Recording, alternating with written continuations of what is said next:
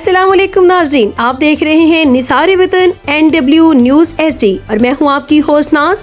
और अब चलते हैं आज की अहम खबरों की तरफ। खबर शामिल करते हैं। शफीक अहमद मुगल की रिपोर्ट के मुताबिक FIA लाहौर जोन का इंसानी स्मगलर्स के नेटवर्क के खिलाफ भरपूर क्रैकडाउन जारी। माइग्रेंट और स्मगलिंग और वीजा फ्रॉड में मुलव्वस 4 इंसानी स्मगलर्स को गिरफ्तार कर लिया गया। तर्जमान FIA के मुताबिक गिरफ्तार मुलजमान में ताहिर गुजर उर्फ परवेज, मलकारी, अबू सुफियान और ताहिर अहमद शामिल हैं। मुलजमान को लाहौर और शेखुपुरा के मुख्तलिफ इलाकों से गिरफ्तार किया गया। तर्जमान ने बताया कि मुलजमान ने मुख्तलिफ शहरियों को बरतानिया, सऊदी अरब और पुर्तगाल मुलाजमत का झांसा देकर मजमूई तौर पर 34,50,000 रुपये हथिया लिए। ताहम मुलजमान शहरियों को बैरून मुल्क भिजवाने में नाकाम रहे और रकम वसूल करने के बाद फरार हो गए।